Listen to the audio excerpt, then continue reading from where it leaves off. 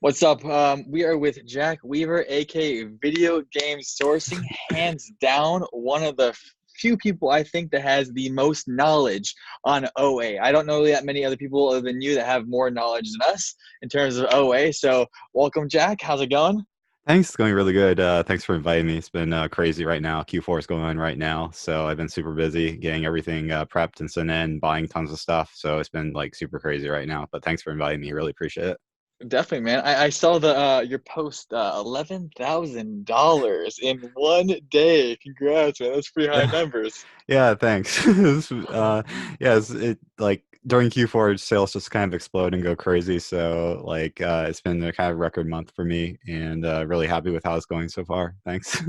Hell yeah, man. So like what's your day look like in terms of like are you buying in the morning, then when it comes in, packing and then shipping out each day, or is it every other day, or how's your schedule looking like? Right now in Q4, it's really crazy because I have tons of packages coming in. I do use a prep center as well, so that helps a lot. I tend to have the smaller stuff sent to me, like video games and stuff I can get out really quick. But pretty much every day, UPS, FedEx, drop off stuff to me. Try to prep them, get them out the same day if I can, if there's enough stuff coming in that day. So um, pretty much when I'm not prepping stuff, I'm like in Discord groups, hauling deals, posting deals, just following like hot deals for the day, looking for deals I can buy, and then spending a couple hours a day prepping and getting shipments in. It's a crazy time around Q4, but it's a lot of fun to do because there's so much opportunity to buy cheap stuff during this time of year. There's a few things in that are interesting to me. One, why are you using a prep center? And what's your motivation between that? Yeah, I kind of like my independence now with it, and I like to have the larger stuff sent off to a prep center where they can kind of deal with it because I'm buying a lot of toys and stuff that would take more time for me to prep. For video games, I can usually prep like 200 in an hour, like on Amazon, super super fast. But with toys, I don't have like employees or much help right now, so. Um, like I kind of have to use my time, like manage it the best I can right now. And so using a prep center is really helpful for me to kind of scale my time a little bit more and just send stuff to them. Also, one of the advantages of using a prep center is that if you're like in when you're buying from places like Target, it's hard to use tax exempt, and my prep center is in a tax exempt state. So in some cases, it actually is worth more to send it to the prep center because I save on the sales tax I would have to pay otherwise because they're in a tax-free state. And so that's one way to think about it as well, is that sometimes you can save tax if a retailer doesn't accept tax exempt like Target or some of the harder ones to get tax exempt status on. See, then that's the interesting thing between that. That's the difference between you and I believe other sellers. You value your time more than most people. I know a Yeah. lot of people are thinking like, oh, like the extra dollar and a half or $2, whatever you pay, isn't worth it, right? But then you think of, oh, I first off save money on sales tax. It makes it worth me doing that. That's just a different mindset. You don't really see at many resellers in general. But that's the reason why you did $11,000 in a day, right? That's the differences in general. Yeah, yeah. Like I kind of like the fact that I'm doing this mostly myself right now. And I can kind of set my own schedule because I don't have employees. I can kind of decide when I want to do stuff throughout the day. Eventually, like I think it's a great like way to scale your business to have a warehouse like you have, and there's a lot of stuff you can do with that. But for right now, I like my independence to kind of be able to do whatever I want whenever I want during the day, pretty much. So it really like I value my time super super highly. Like I think of it like um, kind of think of it that I could spend the time um, doing other stuff that's worth more money than like and try to like optimize what I'm like actually spending my time on without like having employees right now. So I try to kind of outsource as much as I can if possible. Very cool. I know, like, also talk to me about what are Discord groups? I know a lot of people don't Oh know yeah. what it is. The only reason why I know a little teeny bit is because we talked before about it. Can you give everybody an interesting topic of what are Discord groups and what's not? Everything around that. Yeah, yeah. I'm in a couple groups. I contribute to a couple as well. And usually they're kind of like Discord. First of all, is like a chat application that a lot of gamers use, but it's like Slack, which is more business focused. but Discord's become really popular in kind of our area, like reselling, and because it's just very like efficient, like the way you can talk and collaborate and put information together.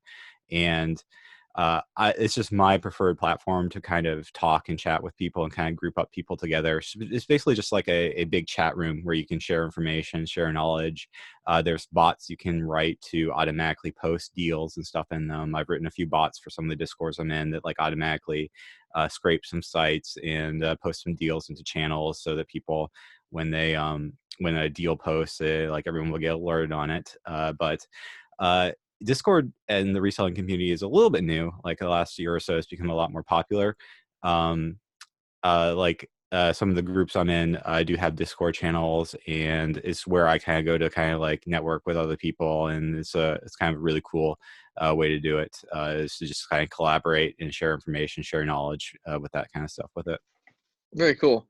And then we're both online arbitrage kind of people. Like, why Mhm. don't you think everybody's doing online arbitrage? That's why I don't understand that disconnect. Well, I understand it, but I don't understand why people are not doing it. It's the most scalable. It doesn't have the best margins compared to garage selling and thrifting, but still. The main problem with OA online arbitrage right now is it does take a lot of capital to do it, and it can be really intimidating for someone getting started. I really like the idea of going to garage sales and thrift stores to get started. That's how I got started on Amazon. Yep. I kind of failed at RA and OA at first because like I didn't really know what I was doing. So I kind of feel like garage sales and thrift stores are a great way to get started. And then as you get capital, you can kind of scale into these other things. Also, traditional OA, which buying from retailers like Target, Walmart, like all these sites, is getting a lot harder because there's a lot of competition with programs like tactical arbitrage, which makes it super easy to go through stuff. So that's kind of like I like what you're doing, where you're kind of doing this different kind of sourcing from eBay, and like trying to find stuff that tactical arbitrage can't do so well, and kind of finding these markets where there's like a lot more opportunity. Because what tends to happen with online arbitrage, there's so many groups and people running TA. There's like groups of people sending out lead lists of stuff that just became profitable. So what happens generally with OA is once a deal is kind of out there in the public, it just gets jumped on by tons of resellers. And during Q4, it's not as big of a deal because there's so much volume going on, and Amazon has such a trouble keeping in stock. That's why I like to do a lot more during Q4. But like it is during outside Q4 can be super, super competitive. Like you can literally have like a like an ASIN that was profitable like a day, like Amazon jump back on the listing, and then basically no one's going to be making money for like months until Amazon runs out of stock again. So it's like pretty saturated and difficult to do with OA. So I think that's one of the main issues with it right now. But it is still like, especially during Q4, there's so much opportunity. Like especially with these short-term deals with video games and stuff like that. I love doing it in Q4 because of that. Interesting. So, like, using like most of your OA, you said you don't really ever compete with Amazon at all, correct? I try not to. There are some cases where you can get stuff like below Amazon's price. Like usually that'd be like a price glitch or something like that on another website. But generally, for OA, you want to wait for Amazon to go out of stock. You can compete with them, but many times it's just like impossible to get it cheap enough that you can compete with them because they have like some of the best sourcing as well. Like generally the times where I would compete with Amazon is when, like I said, a price glitch on a website where I was able to get something super cheap for some reason, or clearance item, or like thrift store item or garage sale or something like that would be the times that you'd be able to compete with Amazon, or like sometimes like, eBay flips or something like that too. Yeah, like that's we compete with Amazon sometimes. Obviously, we try not to do as much because they're going to Hmm. start tanking it down. Kind of a tip for that: we use a repressor that actually Yeah. it beats Amazon half the time. So they take half the buy box, we take half the buy box. Yeah. It kind of helps out a lot.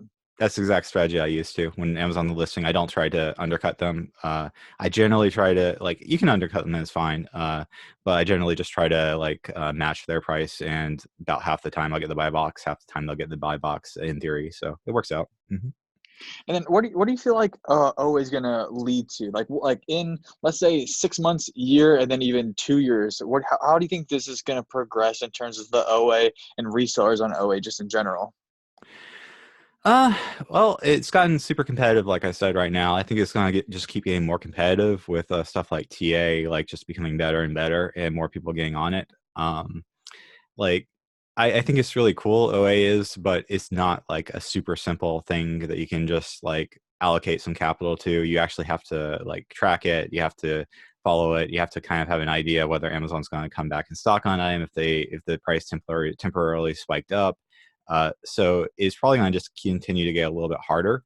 Um, like I said, though, that's why I kind of like what you're doing with the eBay flips, because it's stuff that is a lot harder to track. It's more one-off items a lot of the times, and it's not as saturated as like Amazon, like retailer to Amazon flips right now. OA. Like what's your plan then? Once Q4 is done, what's your game strategy gonna be? Sure, yeah. January is usually really good for sales too because people are kind of getting gift cards. I still have inventory left over from Q4 that hasn't quite gotten to the warehouse yet because shipments are like still like going. I think last year, I'm not sure, but I think my January is actually higher than my December. So Really? yeah, because I had some inventory left over, some shipments that got in late. But kind of after that, usually what I focus on is more so like these higher profit flips, like garage sales, thrift stores, buying from other marketplace sellers and flipping to the Amazon. I really want to focus more on stuff like eBay, Amazon flips, other kind of opportunities like that next year because like at least in my experience, it's just a lot harder to find deals outside of Q4, where Q4 is kind of like OA on easy mode. Like there's just so much opportunity during Q4, and there's just isn't as much outside it. Interesting. Damn. Are you gonna still do books? Yeah, yeah, I love books. I like to buy from like students who have their copies on eBay, like because like they have a picture of it right there, and like it's probably like a kind of a legitimate sale. I like to buy from other big sellers on Amazon's marketplace, like who price their books cheaper outside of textbook season. Like there's a big opportunity to buy books outside of textbook season, and then when August and January come around and people are going back to classes, they're buying their books. A lot of books spike up in price, and you can kind of buy outside textbook season and then sell it in textbook season for a big price increase. But Interesting. also, just like garage sales, thrift stores. This is kind of how I got started. Was like just going to garage sales, going to thrift stores, buying books for like $2 a piece, and just sending them in. And it worked out really well for me, kind of building capital along the way and to invest in other stuff in my business. What's your biggest flip so far? Huh. I haven't had too many super like I mostly do volume, like a Mhm. large volume of sales. So like there isn't something that really super stands out. There's been a lot of books I've sold for like $400, $500 in that range before, Damn. but I don't think I've sold a book for over 1,000 yet. I do have a couple that might eventually sell for that much that I found super cheap, but uh, but like mainly just like I kind of go on volume with the kind of stuff I do where like usually selling books for like $20, $30, $40 or something in that range. But I have sold a couple like art books and stuff like that were collectible that I picked up from library sales for like in the $400, $500 range.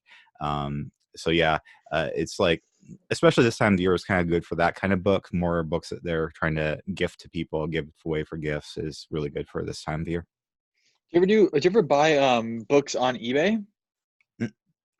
Yeah, definitely. I try to keep a list of books that sold well for me in the past, and like uh, research and try to find them again that I can sell again. A lot of times, I'll find a book in a thrift store or a library sale, and then try to find it again on eBay. And that's kind of one of the big ways I kind of research these kind of flips is if I've sold it before, I know that it sells for that much because I've sold it. So Mhm. if it's sold for like 250 in the past for me, and an eBay seller is selling it for 50 to 100, then I know I can buy that up and sell it again for that price. So I try to have some lists of like stuff I'm watching over time to be able to kind of reflip onto the platform. How big is your list right now in like terms of stuff you're consistently watching?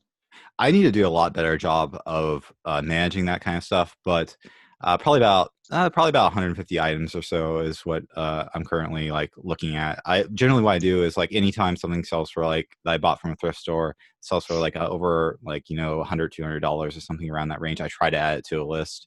I'm not that great at like keeping a list of stuff, but that's one of the things I need to get a lot better at for next year is kind of having a system to manage this kind of stuff because it's kind of it's a little bit difficult for me to like manage like all of this stuff, look for it, all that kind of stuff, which is kind of why I'm interested in like the VA space, which I haven't done myself before, but Mhm. uh, like like having someone help manage that would be super helpful to me as well.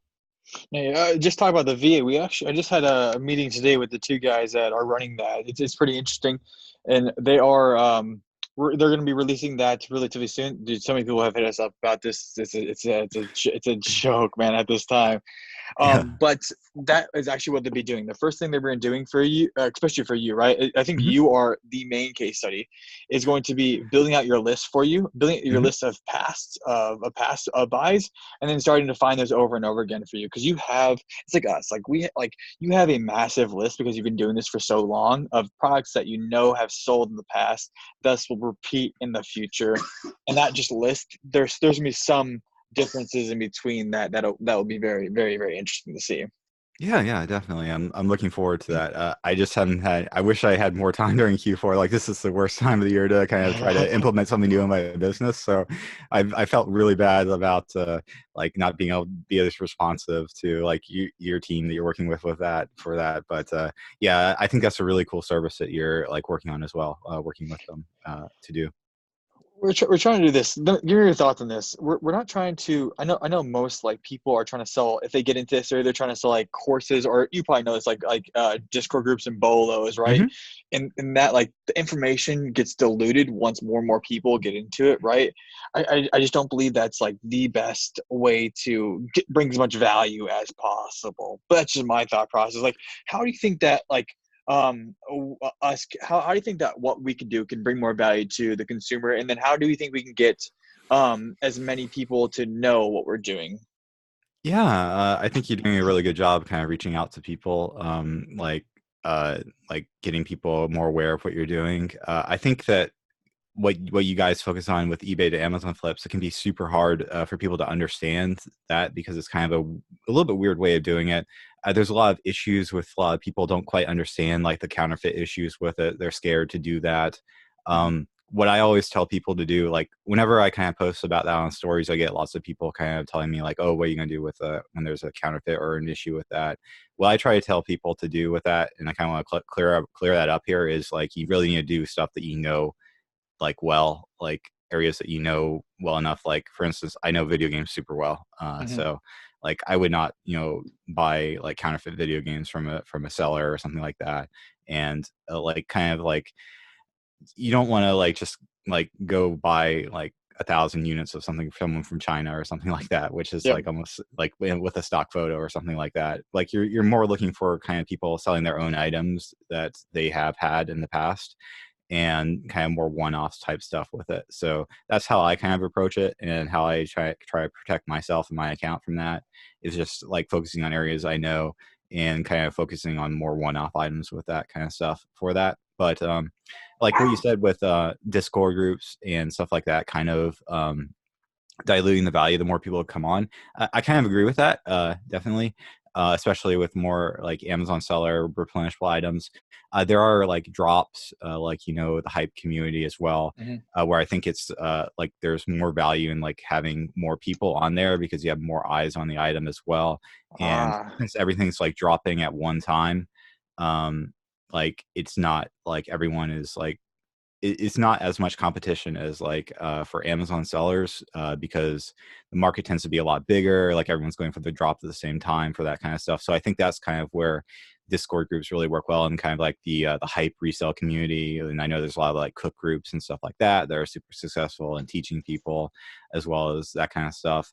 Um, so I think that's kind of the value in the Discord groups is like just kind of bringing people together, teaching, learning that kind of stuff, and more so focus on like the one time drops as opposed to like this is my replenishable. I buy 1,000 of every month from Target, like because Mhm. obviously, like if everyone jumped on something like that, then the value would go away. But if like there's a sneaker release, it's all releasing at one time of day. It's not so much you're a competitor with everyone else. You're just kind of like adding an extra one more person out of 10,000 people going to it. So I think that's where there's more value in those type of groups as well. Interesting. Do you think a VA would be useful for that kind of drop hype community?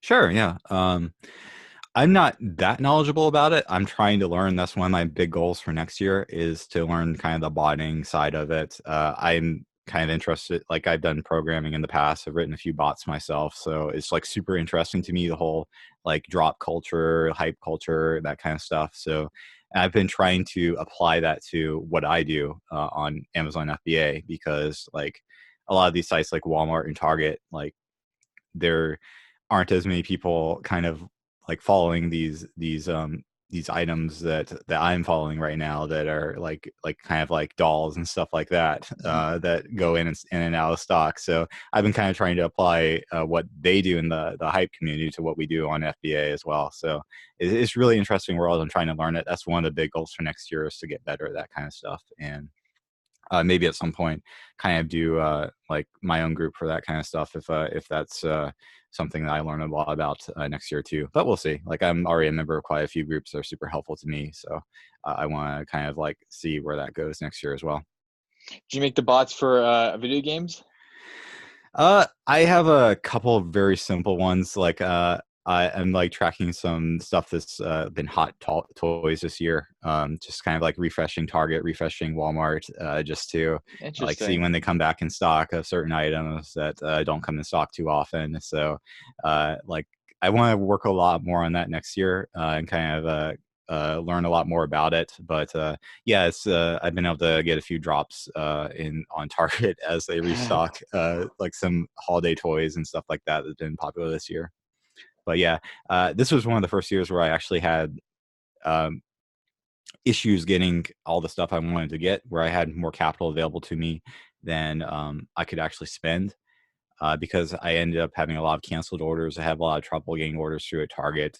Um, so like my goal for next year is to really like understand how these like companies are kind of like doing their websites for canceling orders, how to get around that. And I kind of was really unprepared this year for this Black Friday.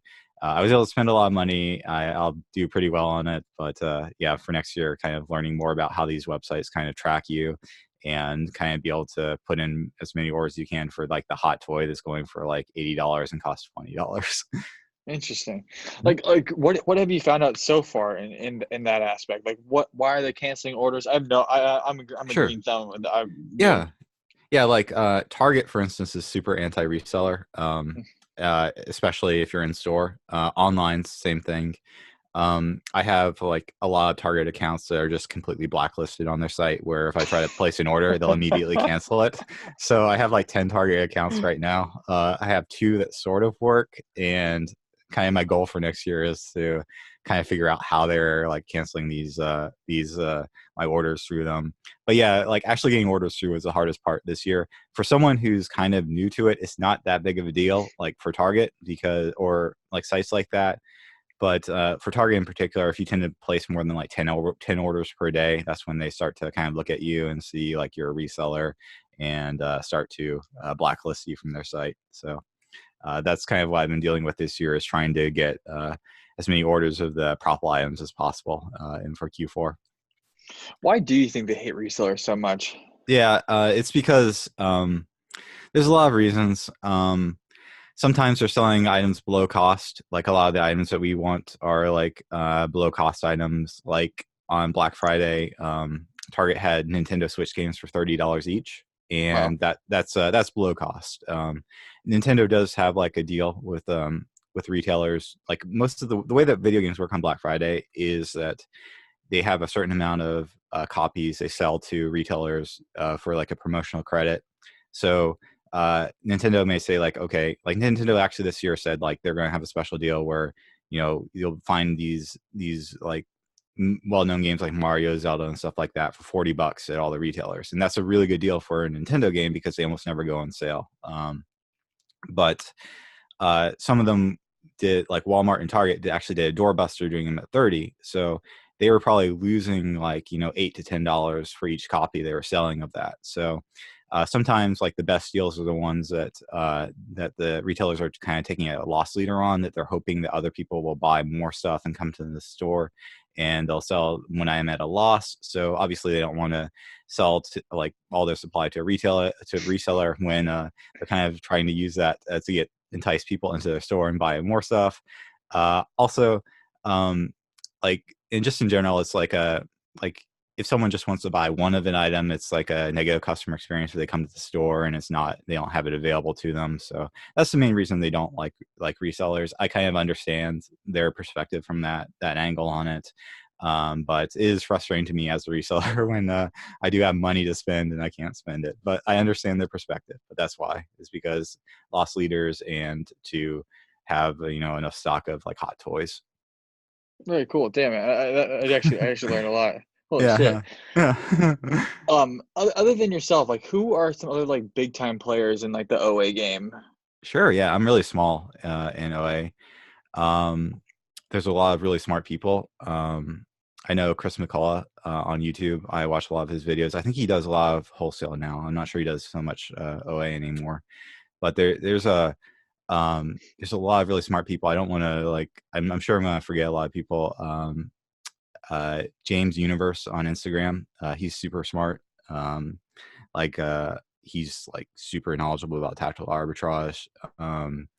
But yeah, there's just a lot of people who are into it as well. I don't want to name too many because I'm sure I'll forget tons of people if I I feel you, just man. start naming. Yeah. All right, let me ask you this question then. If you were starting out brand new doing OA or marketplace, what would you be doing right now, like to get started? Like brand spanking new, have no idea how to get started.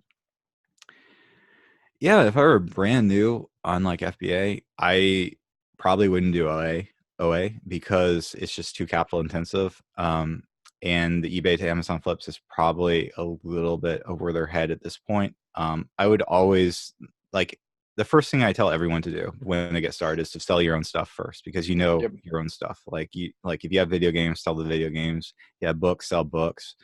Most every book is unrestricted on FBA. So like there's a few that you can't sell, like textbooks, some of them.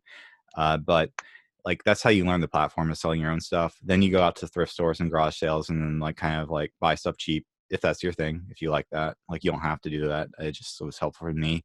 And then you can kind of go on to like OA stuff, and if you want, and RA, like buying clearance from Walmart is like viable. There's like a lot of ways to go about it, definitely, but like you kind of have to learn the platform before you can like get going. So the first thing you should do is sell your own stuff, definitely.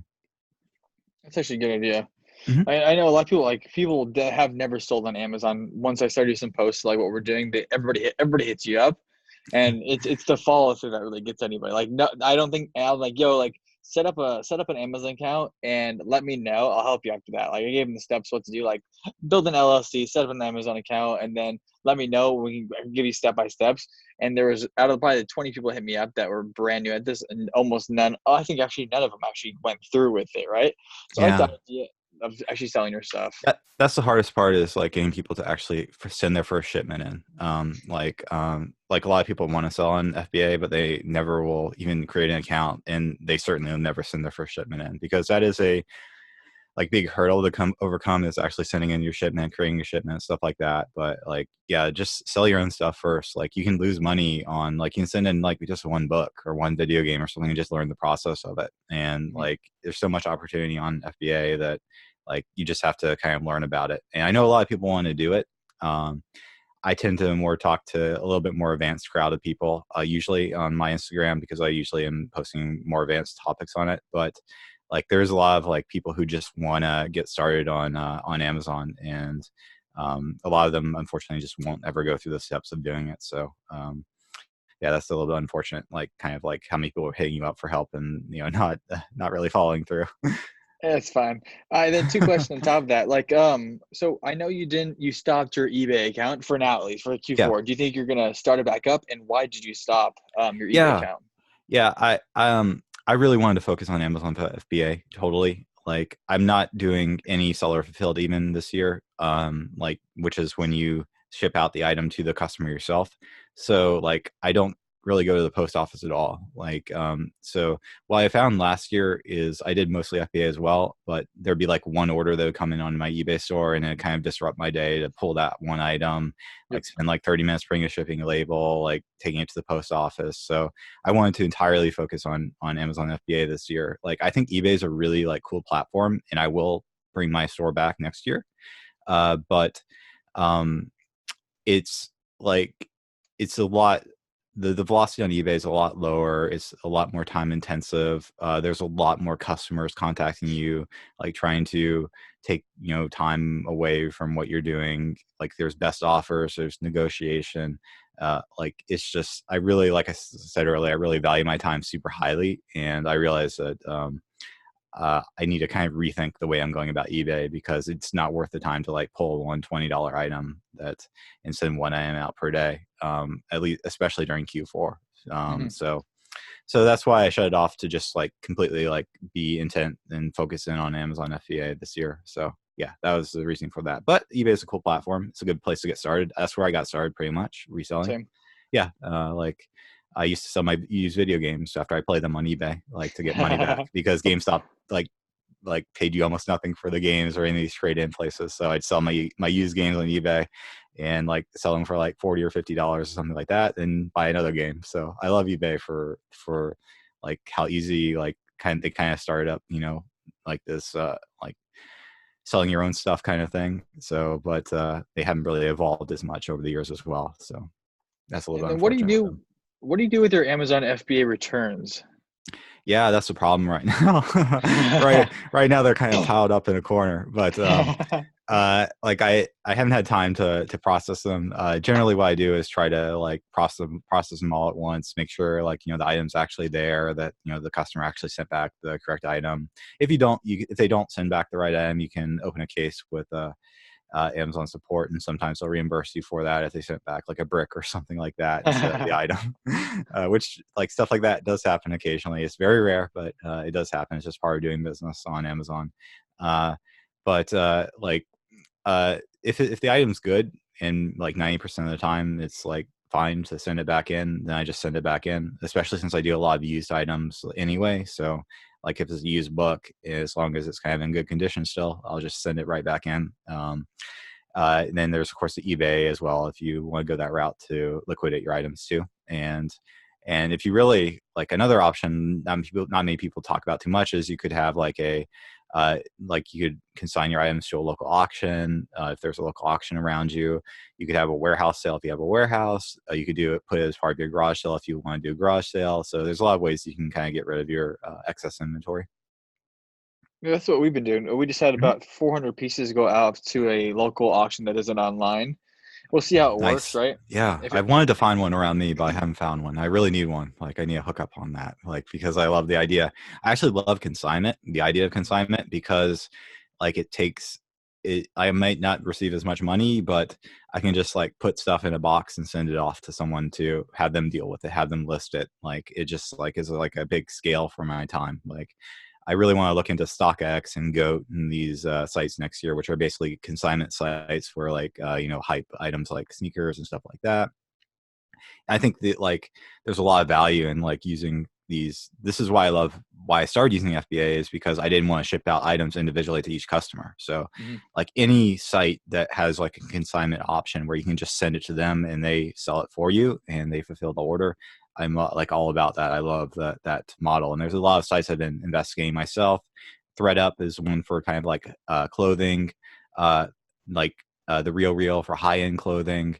I sent out my first box to ThreadUp Luxe, Luxe is like their high end consignment, and I actually tested it out earlier this year. I bought some items in a local auction, like some higher end, like Prada. Like I don't know anything about fashion, but I knew they were worth a little bit. They had like the certificates and all that, and I had no idea how to list on eBay, no idea how to list on Poshmark. I tried listing on Poshmark, I failed like super bad at it, but I sent them to ThreadUp, and I got a really like good return on it. I sold them for like $600, something like that, and I only paid like $100 for the lot. So that was super cool to me, like to just like all I had to do was kind of like just box them up and send them off to them, and they dealt with it. I had no idea what I was doing. All I had to do was actually source the item. And there's a lot of other places like that for baseball cards and trading cards like Magic the Gathering. There's comc.com.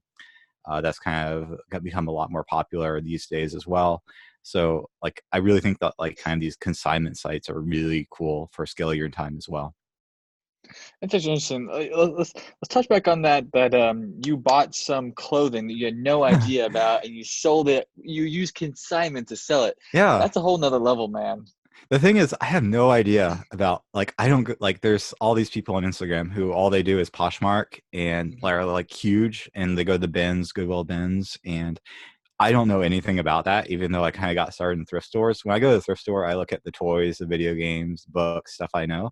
And like 80% of the thrift store is like, clothing. And Clothing. that's what Yep. most people go to the thrift stores for, is to buy clothing. And a lot of resellers do clothing as well. But it was never really interesting to me because I don't like clothing. I'm not that interested in it, but I kind of respect that people do it. But I didn't want to go to the time to actually list and ship out each item. I barely knew what I was doing in it. Like for like there's I'll sometimes check out like online auctions around me, and there's one that had like all these kind of high-end items in it that had like all their certificates, the authenticity and all that. So I thought like, okay, this is a kind of an interesting way to buy stuff for cheap and kind of just learn a little bit about it. My original idea was to list it on eBay and Poshmark and learn about it, and I realized that I had no idea what I was doing.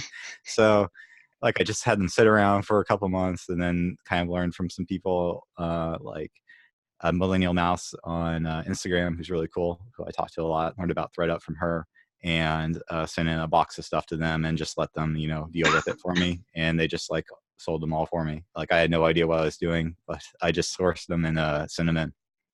That's another game changer right there, man. Like you can really make money anywhere as long as you Yeah. have right like knowledge, the right resale knowledge. I bet you if you started with zero, you could make money relatively easy just because you had that back Yeah. end knowledge. Yeah, and I know nothing about fashion, so like I just wanted to learn about it. Like there's people I'm sure that could like scale a business based on just like, like finding these higher end brands and then just like, sending them into ThreadUp or like something like that.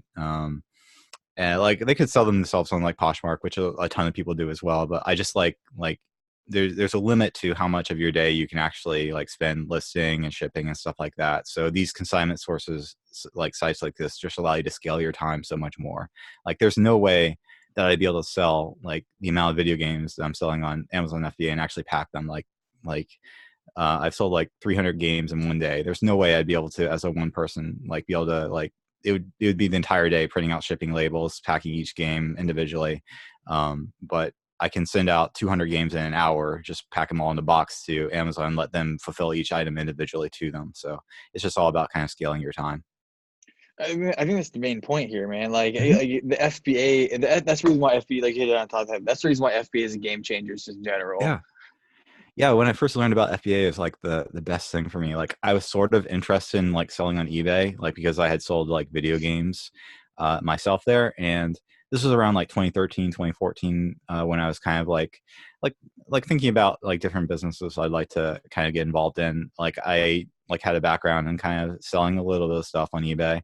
And but I didn't think it was like a scalable business I could actually do because I'd have to send out each item. And I just went on like the Kindle bookstore and found Chris Green's book Arbitrage, and that's kind of where I learned about FBA as like a way to do it, and sent in like a couple shipments of my own stuff at first, like DVD sets I had. This was back when you could sell DVDs, books, video games, and just kind of send my own stuff first. Learned a little bit about it, tried OA, RA, stuff like that, kind of failed at it, and then just kind of sat on it for like 2 years while I like did other like business stuff as well. And then around 2016, I was like, okay, like I saw some YouTube videos, like I think I got linked to maybe one of Rakin's videos, and where he was talking about FBA and learned about thrift stores where you can go into places like Savers. Realized there was a Savers right next to me, so I just went in there, looked around a bit, went to the garage sales, found stuff super cheap, and kind of realized that I could buy this stuff super cheap and flip it on there, and went full time at the start of 2017, and kind of just kept on building my like snowball of like from reinvesting my profits into it, going to other stuff as well. I go, like Mhm. the advanced crowd, like where do you think the biggest advanced crowd is in terms of resellers? Is there one location, or are they very, very spread out? Yeah, I know there's a lot of Facebook groups. Facebook is kind of fading. Um, I'm not that too big a fan on Facebook myself. I know there's a lot of high-end sellers who like network on Facebook. I am in some Facebook groups that are super helpful to me. Like Side Hustle Network VIP group is really cool. Chris Anderson has a cool like group for Q4 he does. So there's a lot of like good info on there, but I kind of see Facebook as sort of a dying platform at this point where it's kind of like on the decline. So I really like networking on Instagram has been super helpful to me, and I've been like able to get into a couple of bolo groups, like from networking with people on Instagram, and like a lot of the best groups I'm in like are in Discord groups right now, kind of like talking in there. So that's kind of where it's like moving towards now. So like just people like sharing info, sharing bolos and stuff like that, and like yeah, that's kind of where I'm seeing like people moving towards like the really smart people, like just sharing knowledge in like small groups of these people. Damn. Do you ever sell on like OfferUp or any of those other platforms, Macari, Let Go? Do you ever cross list your stuff? No, I like I said, I'm kind of like really focused on FBA right now. Mhm. So I don't really like cross list on eBay or like because that would require me to like there are like programs you could use to like automatically like multi-channel fulfill with FBA, have them send out the item to them, but it's just like uh I just kind of like just focus on FBA, like, and not deal with like kind of like double selling an item or something like that. So that's the main Mhm. reason I don't do it now. I think it's like a viable strategy, especially if you have a lot of long tail items. It could be get more visibility on the item, but I just don't do it right now. And then a couple more questions. This is interesting. How do you Mhm. think you could scale your business? Like, what's the main like bottleneck you have in terms of scaling your business right now? Yeah, probably just my time. Like it takes a lot of time to find deals and kind of keep myself sane. So like I've been like I basically feel like I've been like hunched over a computer for like the past month or so, like Mhm. since like as Black Friday started, just tracking all these deals and stuff like that. So kind of like I've never done it before with a VA, like had one in the past. So I'd like to learn a little bit more about that in the future, but I want to make sure I'm doing it right the right way with that kind of stuff. Like I don't want to like I think it's kind of important when you have employees and stuff like that to like it really makes it important that you're taking care of them. So that's one of the reasons why I kind of like to do it all myself if I can, is because like I like to have my freedom, my time, being able to like pick up a video game and just relax for a few minutes if I need to, like during the day. So Mhm. that's kind of like what I've been doing right now. Is I'm just kind of the main thing I'm running up to is just I don't have enough time to do all this stuff. So I'm looking at these consignment services and whatever I can to kind of scale my time. And then I see you play WoW often. Or do Oh you yeah. just not play anymore? Yeah, I started playing again when the WoW Classic came out. Mhm. Uh, I was big into it back in the day. I was into Auction House. That's kind of how I got my passion for FBA. Like, there's been like the Auction House in WoW is FBA, by the way. Yeah. It absolutely is. Like, it's the exact same like the model behind it. And the funny thing is, I mentioned that on Instagram, and then had like a lot of people like message me telling me how they were into making gold in like these in World of Warcraft or these other games back in the day as well. Like super cool, like hearing like stories from people who are like the exact same thing. They grew up playing World of Warcraft, and now they are kind of doing the FBA thing, which is the same thing. But for World of Warcraft, I'll probably go back to it when the new expansion comes out. Like I still have some friends that play. Like I don't think I'll ever fully give up on World of Warcraft. It's a cool game, and like I said, it kind of motivated me to learn about virtual economies and markets and stuff like that.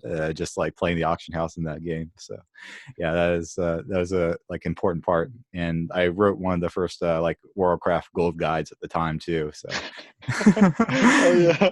that's kind of like how like I do on Instagram now. I'm writing these guides for reselling, and it kind of like brings me back to the day of like writing guides for video games and stuff like that. So it's been super cool. What's your favorite expansion? Oh man, that's hard to say.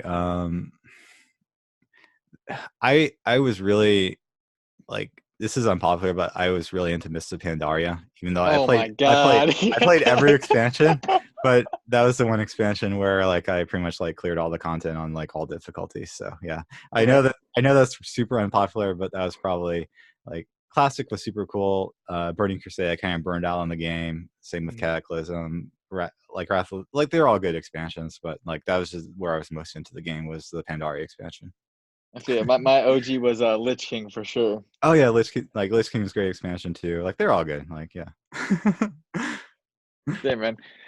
Other than that, I think that's the biggest, man. We went over a lot of stuff just in general. Awesome. Again, thanks for joining us, man. And Yeah, thank you. let's chat up this. And I got a few questions on top of that, kind of more Okay. private stuff that we can reach out to.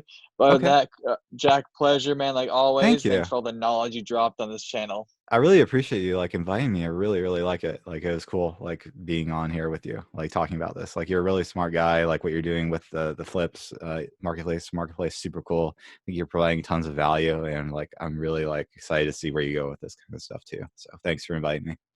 Definitely, man. Like, subscribe, comment, the whole 9 yards. Catch you guys later. Peace. Thanks.